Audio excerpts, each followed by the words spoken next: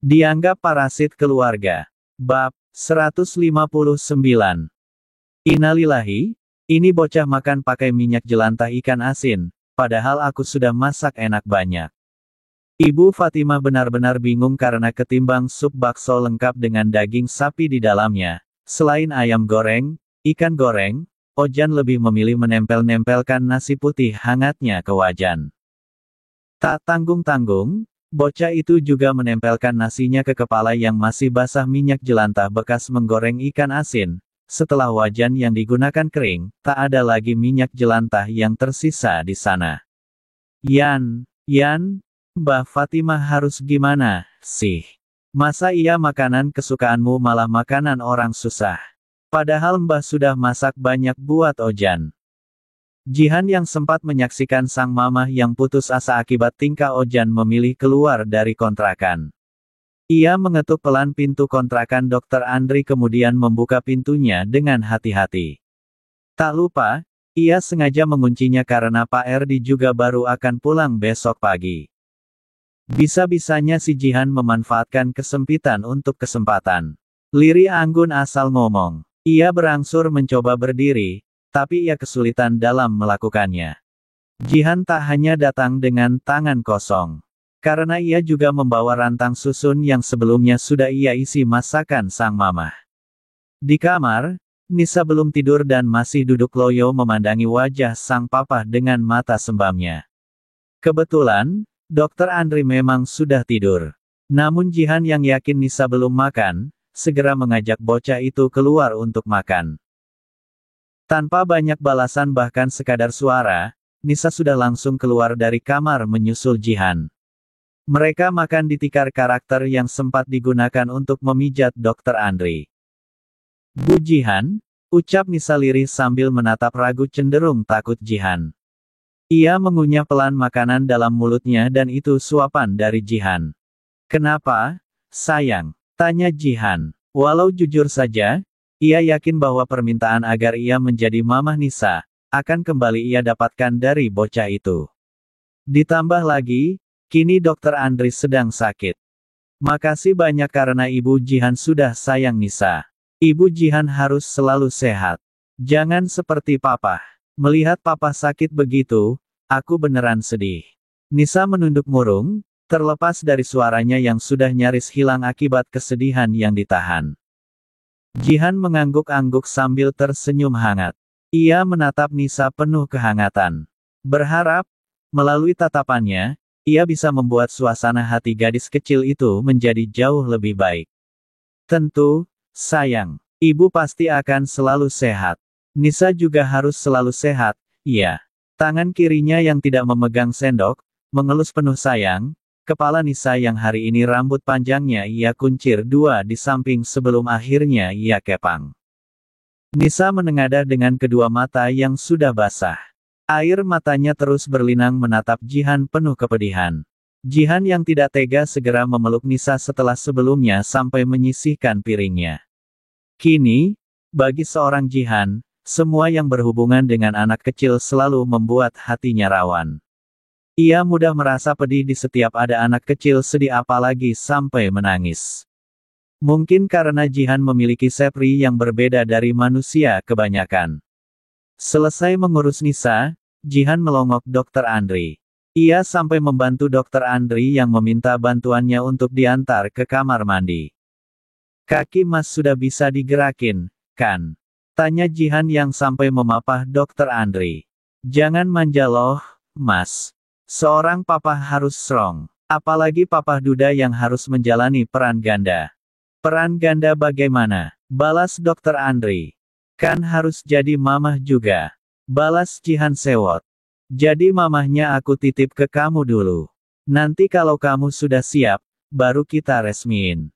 Balas Dr. Andri dengan santainya. Mas bilang begitu enggak takut aku B4 enting. Balas Jihan. Dr. Andri langsung menghela napas pelan sekaligus dalam. Ia menatap nelangsa Jihan. Masa iya kamu tega gitu ke aku? Cukup anggun saja yang bikin beban hidupku obesitas. Kamu jangan, El. Jihan tak lagi menjawab, paham pasti obrolan mereka akan kemana jika terus diyakinkan. Malam ini sampai besok pasti sakitnya berasa banget. Lanjut Dokter Andri kali ini berkeluh kesah. Manja ih, Mas hanya boleh begitu ke istri Mas. Omel Jihan. Ya sudah, ayo kita menikah. Sergah Dokter Andri penuh keseriusan, setelah sebelumnya, ia refleks menghela napas dalam. Dokter Andri sengaja menghentikan langkahnya, membuat Jihan juga berangsur mengikuti. Ia masih menatap Jihan dengan sangat serius, selain ia yang tentu saja menunggu balasan. Tentunya, jawaban persetujuan yang ia harapkan diucapkan oleh Jihan. Apa-apaan, dulu situ ngejar-ngejar Widi, sekarang malah ke aku. Omel Jihan. Justru aku salah kalau aku masih ngejar-ngejar Widi, padahal dia sudah nikah dan sekarang dia sudah bahagia dengan pasangannya. Balas Dokter Andri meyakinkan. Jihan langsung kebingungan dan perlahan menunduk. Memangnya, kamu enggak mau bahagia seperti mereka? Memangnya kamu enggak ingin kasih anak-anak kebahagiaan? Lanjut Dokter Andri yang buru-buru pamit ke kamar mandi karena sudah sangat kebelet pipis. Terseok Dokter Andri melangkah hingga Jihan yang tidak tega sengaja mengantarnya hingga dalam kamar mandi. Pelan-pelan, hati-hati. Jihan buru-buru menutup pintu kamar mandinya, kemudian menunggu di depan pintu. Saat mereka kembali bertemu, mereka tetap diam. Obrolan seolah terlupakan begitu saja. Namun ketika mereka sampai di kamar Dokter Andri dan Nisa hendak meringkuk tidur membelakangi mereka, hati kedua sejoli itu tergores pedih.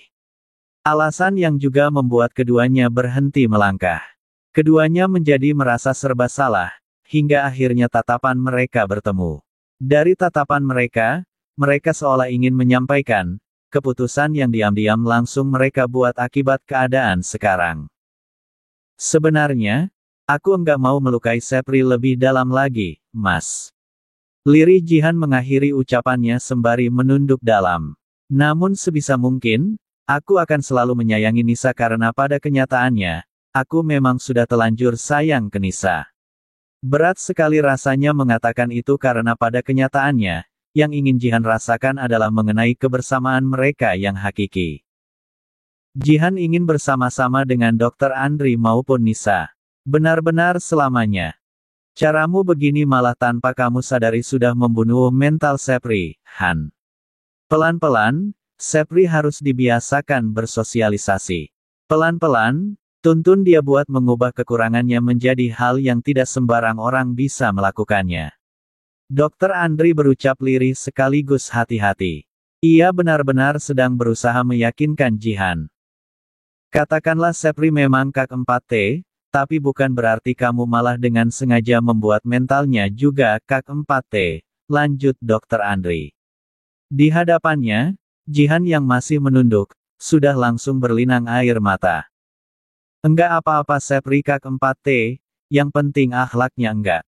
Dengan kata lain, sudah menjadi kewajibanmu, kewajiban kita buat didik dia karena biar bagaimanapun, kita sebagai orang tua, keluarganya, ibarat lingkungan utama dia tumbuh. Sikap dan sifat kan bisa diubah oleh faktor lingkungan. Enggak ada anak yang tiba-tiba jadi pemalas atau malah kurang 4 jar. Lihat Anggun dan anak-anaknya, semuanya kembali pada lingkungan seseorang tumbuh. Orang tua sebagai sumber didik utama menjadi penentunya karena ibaratnya, kita sebagai orang tua akan menjadi contoh anak-anak. Sedangkan anak-anak ibarat cerminan dari kita karena otomatis mereka juga tanpa sengaja merekam kebiasaan yang kita lakukan, kemudian mempraktikkannya. Karena Jihan terus menangis, Dokter Andri berangsur mendekapnya dengan hati-hati. Ini aku meluk kamu, tapi tolong jangan diban 1 nanogram, ya. Ucap Dokter Andri. Jihan yang dipeluk Dokter Andri sudah ingin tertawa dan memang refleks memukul asal lengan kiri pria itu.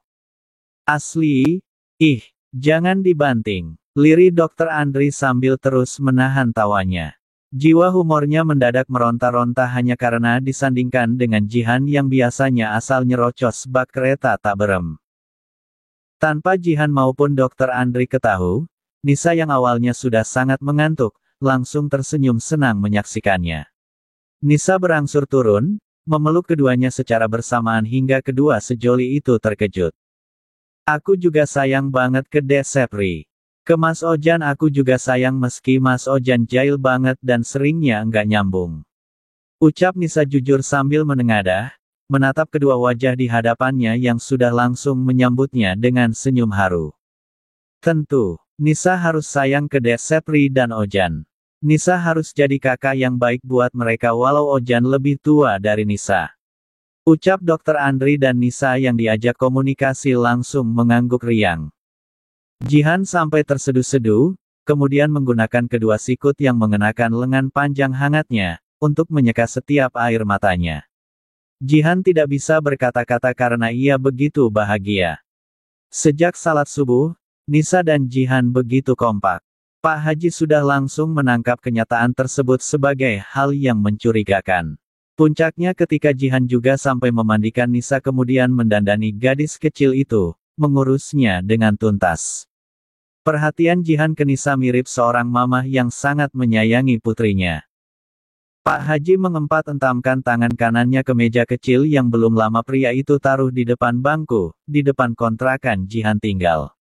Ulah yang juga sudah langsung membuat Jihan dan kebetulan membimbing Nisa maupun Sepri untuk sarapan di depan kontrakan, itu di bangku sebelah Pak Haji duduk, langsung terkejut. Kenapa, Pak Gede? Tanya Jihan sambil menyuapi Sepri. Makanan Sepri dan Nisa tak sama dan sampai beda piring. Cermat ia menyuapi kedua makanannya, takut tertukar karena rasanya pasti beda. Sembari meluruskan punggungnya, Pak Haji yang hanya memakai kaos lengan pendek polos warna putih dipadukan dengan sarung, berkata, kayaknya lebaran haji memang jadi. Kita enggak hanya korban perasaan karena kita juga akan korban sapi. Sapitri. Ia melirik Jihan penuh arti yang ia pergoki diam-diam menepis lirikannya sambil menahan senyum. Jihan tersipu, wajahnya sampai merah merona. Alasan yang juga membuat hati kecilnya bergejolak bahagia. Tuh kan, senyum-senyum gitu. Mirip orang waras. Pak Haji makin kegirangan. Yang benar saja Pak Gede. Kok mirip orang waras, terkesannya aku enggak waras. Protes Jihan. Lah, bener, kan? Sekarang kamu masih belum waras. Soalnya kamu masih janda. Janda itu kan memabukkan, membuat pria jadi kurang waras. Beruntung, berkat ramuan cinta Umi Fatimah, insya Allah, kami halal sampai akhirat. OTW kasih kamu adik. Pak Haji tersenyum bangga. Jadi, Pak Gede beneran mau pensiun? Tanya Jihan memastikan. Tapi ya bukan berarti janda enggak waras ya, Pak Gede. Yang enggak waras ya, yang merasa mabuk alias baper sendiri. Bukan salah janda, judulnya. Lah, buktinya si Dr. Andri. Dia juga jadi ikut enggak waras gara-gara kamu. Masa iya dia mau sama kamu, padahal yang langsing seksi sekaligus cantik, banyak. Balas Pak Haji. Yang langsing seksi dan cantik, memang banyak. Namun yang bikin beliau sama Nisa nyaman, mungkin kebetulan memang hanya aku yang cantik dan seksinya masih didelai, Pak Gede. Balas Jihan. Pak Haji langsung ngakak, manggilnya sudah ganti jadi beliau. Hahaha.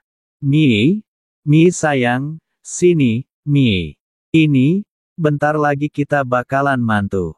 Si Sepri bakalan punya papa. Enggak tanggung-tanggung, kurban sapi dapat menantu dokter, Mi. Kalau gini caranya, kita bikin kliniknya dipercepat, yah, Mi. Ibu Fatimah yang langsung buru-buru keluar dari dalam rumah, juga langsung menyimak. Wanita bercadar abu-abu itu langsung tersenyum haru. Walau kenyataan Ojan yang membawa wajan berisi nasi dan juga minyak jelantah bekas goreng ikan asin, sudah langsung membuatnya sibuk istighfar. Sini, makannya jangan di wajan. Bujuk Ibu Fatimah. Pak Haji sudah langsung memperhatikan tingkah aneh cucunya. Yan, jangan gitu dong. Dengerin Umi. Bener kata Umi, makannya pakai piring. Lihat, Sepri sama Kak Nisa saja makannya pakai piring. Kamu pakai wajah begitu. Itu kepala kamu juga kenapa jadi mirip baceman minyak begitu? Ih, kamu abis ngapain? Itu kepalanya, dia kasih pelumas minyak jelantah gitu loh, Pak Gede. Buat cocolan nasi. Enggak tahu kenapa dia begitu padahal di sini enggak ada yang gitu. Biasanya kalau anak kecil kan, ngikut-ngikut gitu, kan. Kata kekiniannya, terinspirasi jadinya contoh. Itu dia beneran enggak doyan makanan enak loh. Makannya ya yang serpihan sisa. Kayak gorengan, ikan, contohnya. Ya bukannya makan yang utuh malah makan rontokannya. Jihan menjelaskan serius dan buru-buru melipir karena di sebelah, Dr. Andri melongok dari pintu. Aku enggak bermaksud jadi kompor ya, Pak Gede. Semuanya kan balik ke lingkungan, kebiasaan, sekaligus contoh. Aku malah baru kepikiran ini gara-gara pembahasan semalam dengan Mas Andri. Jihan masih meyakinkan. Ia membuka sempurna pintu kontrakan Dr. Andri kemudian menuntun pria itu untuk duduk di kursi sebelah Pak Haji. Kursi tunggal karena bangku yang Pak Haji tempati sudah penuh oleh Sepri dan Nisa. Ada apa? Lirik Dr. Andri serius. Selain sempat mendengar keributan dalam obrolan, baru kali ini ia melihat Pak Haji seserius sekarang. Seriusnya cenderung marah. Ini loh, Mas, si Ojan kan punya kebiasaan lain dari orang sini. Makan pakai wajan, cuma pakai minyak jelantah. Minyak bekas goreng. Paling favorit tuh dia makan pakai bekas goreng ikan asin dan makannya di wajan gitu. Makan gorengan apapun, dia juga maunya rontokannya buat teman nasi. Kalau kayak gitu kan otomatis ada yang contohin, tapi di sini kan enggak ada. Di sini tiap hari mamah masak sehat. Nyaris enggak pernah masak ikan asin karena mamah memang sengaja masak buat Sepri juga. Paling bedanya ya ada cabainya dikit sama enggak pakai sama sekali buat Sepri. Jihan menjelaskan panjang lebar. Mungkin memang sudah jadi kebiasaan Ojan sebelum sama kalian. Terbukti, dia sampai sulit ngilangin kebiasaannya. Kita kan baru menduga-duga, tapi kan kelakuan anak juga tetap cerminan dari lingkungannya. Terlebih kan selama ini Pak Gede jadi musafir cinta, komentar Dr. Andri jauh lebih sabar sekaligus tertawa. Nah, Mbah, dengar. Gara-gara kebiasaan Mbah sibuk berkelana mencari janda, yang sudah ada malah dikorbankan. Padahal ini cucu kesayangan ini. Omel Ibu Fatimah. Pak Haj menatap sedih sang istri. Kan Mbah sudah kasih tanggung jawab ke orang rumah, Mi. Semuanya dapat jatah uang, termasuk buat Ojan makan minum, sandang, yakinnya. Nyatanya begini. Gini-gini dia harapan keluarga loh. Balas Ibu Fatimah buru-buru masuk ke kontrakan. Ia kembali dengan sepiring porsi makanan enak hasil masakannya. Ia memberikannya kepada Ojan, dan lihat, yang Ojan ambil hanya rontokannya. Seolah memang bocah itu sudah dibiasakan hanya boleh memakan rontokannya. Kasihan aku lihatnya, lirik Dr. Andri masih mengawasi Ojan yang duduk pun maunya di lantai. Jihan yang masih berdiri di sebelah Dr. Andri sambil menyuapi Nisa dan Sepri, juga merasakan hal yang sama dengan Dr. Andri. Kasihan. Malahan Jihan jadi berpikir, jangan-jangan alasan Ojan mirip kurang normal begitu, juga ada pengaruh makanan atau malah obat khusus. Si Ojan dibawa ke spesialis saja, Pak Gede. Ke rumah sakit dekat rumah makannya Mbak Sofia kan ada spesialis mental, ucap Dr. Andri memberikan solusi. Ojan kan enggak gila, Mas Andri. Sergah Pak Haji langsung tak terima. Spesialis mental bukan menangani pasien gila, Pak Gede. Mereka ini memiliki keahlian buat memberi arahan sekaligus menjadi perantara dalam mengobati mental yang terluka. Salah satu kasus yang biasa mereka alami salah satunya seperti yang terjadi pada Ojan. Ojan memang enggak gila, tapi jika kebiasaan anehnya ini terus berlanjut sementara kita tidak bisa menangani, yang bisa menanganinya memang ahli khusus. Adanya ini kan tadi, Pak Gede. Kebiasaan dari lingkungan. Sementara yang namanya kebiasaan sendiri berarti sudah berulang kali dan sudah menjadi hal biasa. Walau kaki kirinya masih terasa ngilu bahkan panas, Dr. Andri masih berucap lirih sekaligus tertata.